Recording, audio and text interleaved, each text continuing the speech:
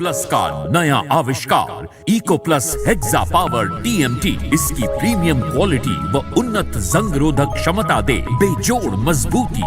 Eco Plus cement और steel, इस पर है देश को भरोसा। जब पशुओं को मिलेगा प्यार और मिल्को मोर पशु आहार तो दूध बहेगा, मुनाफा बढ़ेगा। मिल्को मोर पशु आहार। खुदी को आजमाया है तो ये अंदाज आया। तुम में भी मैं हूं शिव प्लस पान मसाला।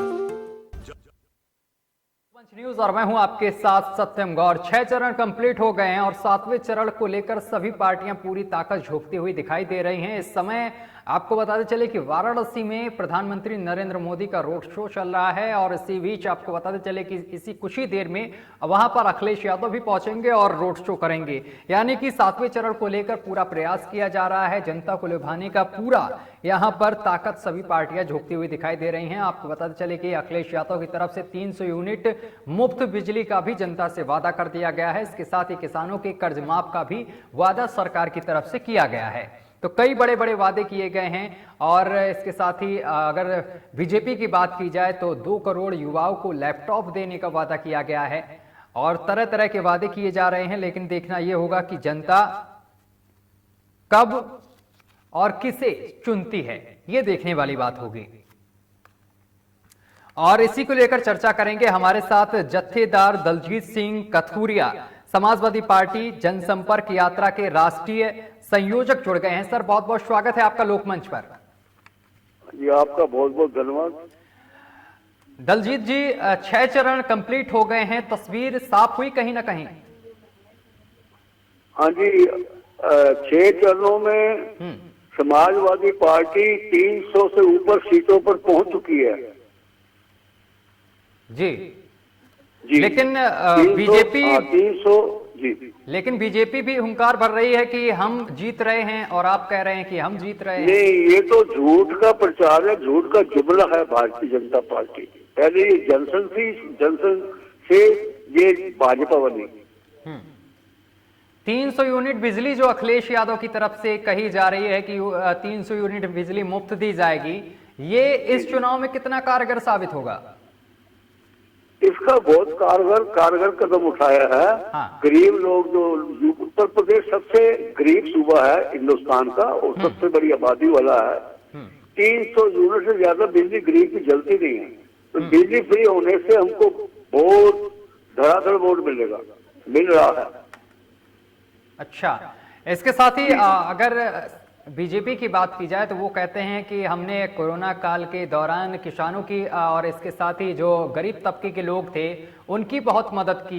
जो गरीब तबके के लोग थे उनको महीने में 2 बार राशन देने का काम किया। ये क्या कारगर साबित होगा इस चुनाव में?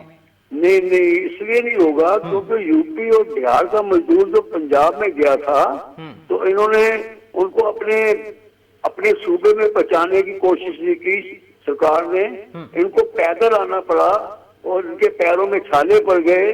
भूखे तो नहीं मरे क्योंकि गुरु का लंगर हमारा हर जगह सड़कों पे चल रहा था, गुरुद्वारों में भी चल रहा था, मगर वो जलते हुए पैरों से जल के मर गए।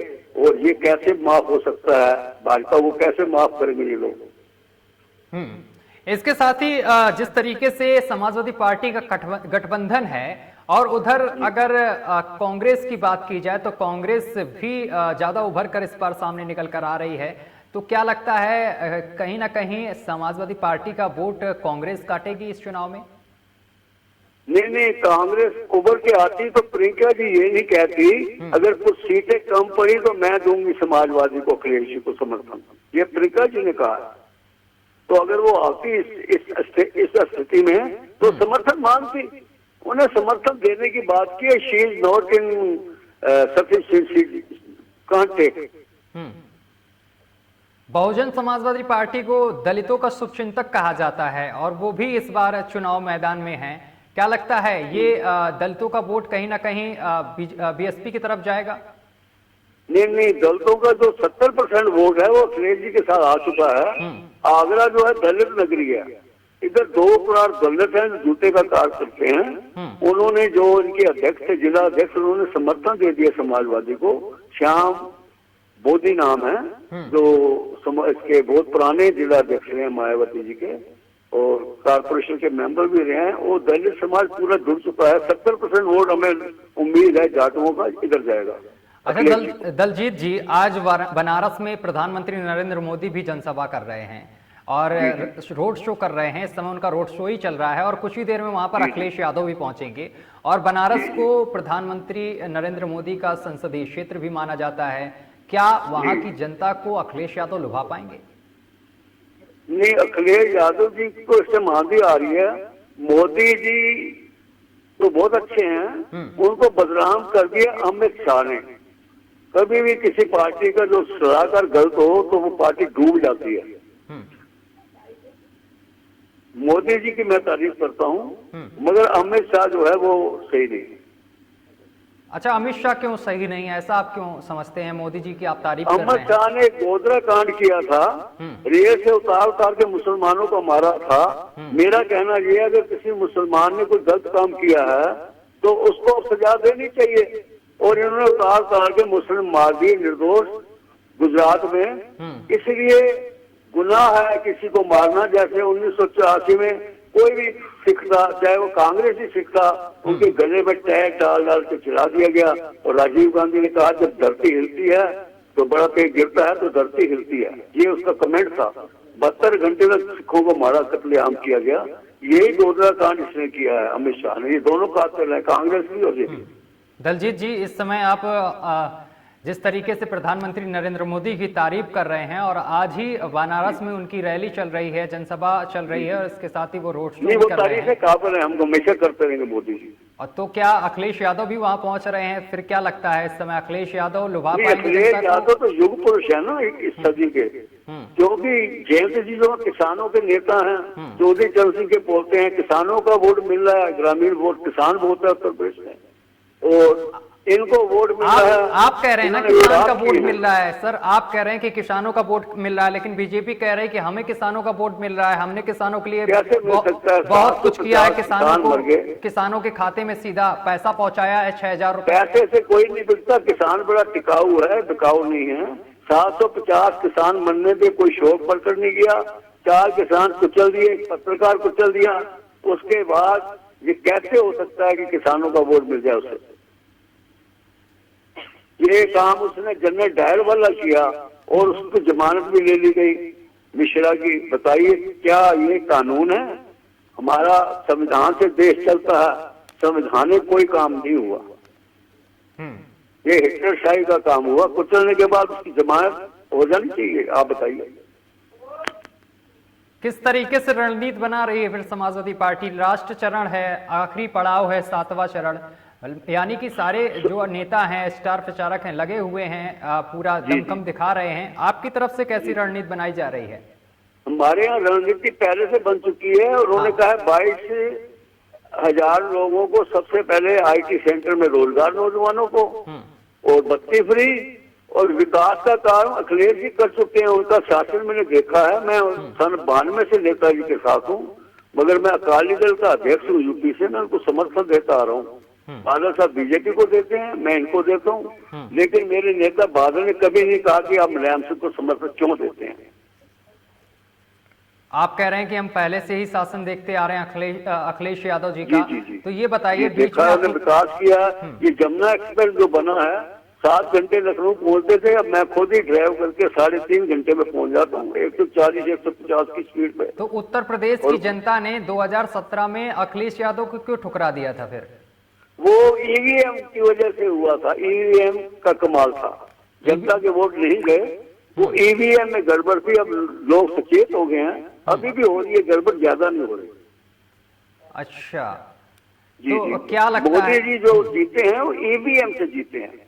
EVM से जीते हैं, क्या लगता है जीत पाएंगे? हाँ, इस बार भी तो EVM से ही चुनाव हो रहा है ना सर? अब भी हो रहा है, तो अब ये लोग सतर्क हो गए ना।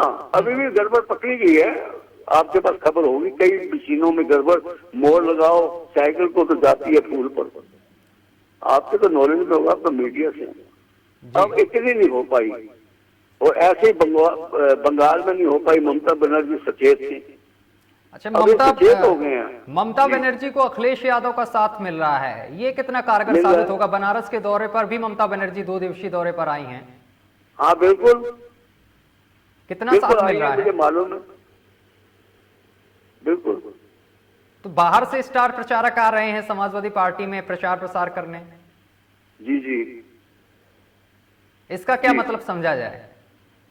भाई लोगों को कन्विंस करना, जो अशिक्षित लोग हैं उत्तर प्रदेश में, शिक्षा तो है ही नहीं, शिक्षा तो इन्होंने प्राइवेट कर दी, शिक्षा नहीं। तो 500 रुपए दलजीत का जी, जो मजदूर है अभी वो आपने एक चीज 20,000 बोली, प्राइवेट स्कूल में कैसे सुनिए देगा दलजीत पढ़ाने के जी, लिए? दलजीत जी सुनिए एक बात, जी। अभी आपने एक चीज बोली कि हवा तो अखिलेश यादव की चल रही, 1992 से मैं अखिलेश यादव के साथ जुड़ा हूं और सब कुछ सही चल रहा है, ईवीएम का कमाल था पिछली बार इसलिए हम जीत नहीं पाए, तो फिर जब सब कुछ सही है तो फिर ममता बनर्जी को बुलाने की क्या जरूरत पड़ी? बांग्लादेश से, नहीं, आपने ममता पश्चिम बंगाल से बनर्जी बुलाया। को बंगाल में जीती है ना, उन्होंने ईवीएम का गड़बड़ होने नहीं दी, वो ट्रेन है ऑलरेडी, ट्रेन है, she is very trained and intelligent lady, वो आई हैं तो हमको भी ट्रेन कर रही है, कार्यकर्ताओं को और समाजवादी वालों को, और अखिलेश जी को भी उन्होंने ट्रेन कर दिया कि कैसे गड़बड़ नहीं होगी, उनके पास नुक्ते हैं।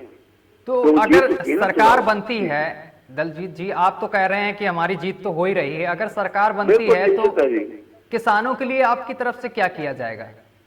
किसानों के लिए भी बत्ती फ्री हो जाएगी पूरी, बस बत्ती फ्री होगी या और कुछ भी पिछले मिलेगा? बिल माफ हो जाएंगे और बत्ती फ्री हो जाएगी, ये उनके संज्ञान में है, अपने अखिलेश जी के।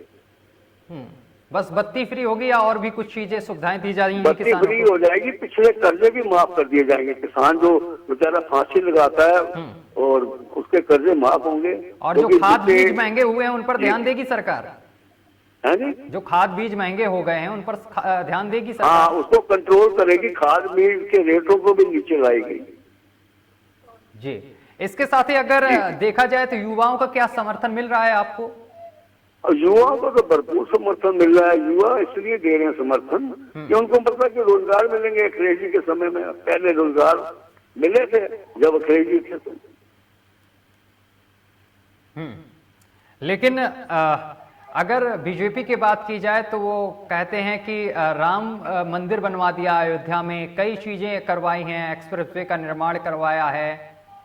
जी नहीं, राम मंदिर तो अच्छी बात है, बना है, वो तो सुप्रीम कोर्ट के आदेश से बना ना, इन्होंने थोड़ी बनाया है। जो तो हमारी सबसे बड़ी कोर्ट है उसके आदेश पर बना है राम मंदिर, उसका इंसेंटिव ये लेते गए। कहते हैं कि ये तो- अखिलेश यादव नहीं बनवा पाए थे अपनी सरकार में। ये कहाँ बना पाए थे, वो तो हमने ऑफर किया था, हमारी पार्टी ने ऑफर किया था। हम पंजाब से जो हमारे बाबा लोग करते हैं गुरुद्वारों की कार सेवा, कि हमने ऑफर किया था इनको, क्योंकि बीजेपी से बड़ा रिलेशन है क्लोज बादल साहब का, उन्होंने कहा हम कार सेवक यहाँ से भेज देते हैं, वो खुद सेवा करेंगे, मजदूर की जरूरत नहीं है, तो उन्होंने रिफ्यूज कर दिया था भाजपा ने। मुझे मेरी नोटिस में ये बात। अच्छा, अगर सुरक्षा को सुप्रीम लेकर कोर्ट से दिलजीत जी पहले। बात की जाए, एक मिनट सुनिए, सुरक्षा को लेकर अगर बात की जाए तो मुख्यमंत्री योगी आदित्यनाथ जी कहते हैं कि 2017 से पहले जिनकी सरकार थी तो तमंचे चल जाया करते थे जिलों में, और इसके साथ ही कई दंगे भी हुए। अब अगर उत्तर प्रदेश में योगी आदित्यनाथ की सरकार है तो ऐसी कोई चीज देखने को नहीं मिलती है? नहीं नहीं, ऐसी बात नहीं है, वो ये ना सोच रहे हैं कि योगी जी क्या करेंगे। अभी 13 साल की एक लड़की का आगरा में रैप हुआ है, उस तालाब में उसको डेड बॉडी को फेंक दिया गया और कोई पुलिस ने जांच नहीं की, परिवार ने ढूंढा उसे। आगरा का किस्सा है, सुनहरी नाम है पिता का, लड़की का नाम खुशबू है, और एक हादसा का हुआ, उसकी डेड बॉडी को जलाने नहीं दिया गया परिवार को, प्रशासन ने जलाई। जो जिला प्रशासन है वो ये भाजपा का कार्यकर्ता था, जिला अध्यक्ष का काम करता था आपस में, उसने एक परिवार को बॉडी तो दे दो, मर गया तो जलाने नहीं दी दीजिए, भेद खुल जाएगा। तो काहे का कंट्रोल है ये? दलजीत जी, अच्छा आखिरी सवाल आपसे। बेटी बचाओ बेटी पढ़ाओ, तो ये तो बेटियों का बुरा हाल है। दलजीत जी, आखिर कांड इसका उदाहरण है, आगरा उदाहरण है, ऐतिहासिक नगरी यहाँ कभी नहीं हुआ है, सब पहला कांड हुआ है। सुनहरी नाम है पिता का, लड़की का नाम खुशबू, मेरे पास आया है दाता पत्र लेके, मुझे अभी तक कहता कुछ कोई सहायता नहीं मिल रही प्रशासन से। ठीक है दलजीत जी, एक आखिरी सवाल आपसे है, 10 मार्च को क्या लगता है आपको? 10 मार्च को सिंहासन सज रहा है, अखिलेश जी जा रहे हैं, सिंहासन पर बैठेंगे और योगी जी जाएंगे गोरखपुर। चलिए ये बिल्कुल 101% श्योर है। अखिलेश जी की आंधी है और बहुत ही भरपूर वोट मिला है। चलिए दलजीत जी, बहुत बहुत शुक्रिया हमारे साथ जुड़ने के लिए और तमाम बातचीत करने के लिए। जो थे दलजीत जी, और जिन्होंने साफ कर दिया है कि 10 तारीख को अखिलेश यादव की सरकार बनने जा रही है। और इसके साथ ही उन्होंने ये भी आश्वस्त किया है कि जो 6 चरण का चुनाव हुआ है इसमें भी अखिलेश यादव की जीत हो रही है और 300 सीटें हम जीत भी चुके हैं। इस तरीके का उन्होंने बयान दिया है लोकमंच पर। और अब देखना ये होगा कि 10 तारीख में आखिर किसके सरताज सजता है। फिलहाल मेरे साथ अभी के लिए बस इतना ही। देश दुनिया की तमाम खबरें देखने के लिए देखते रहिए लोकमंच न्यूज।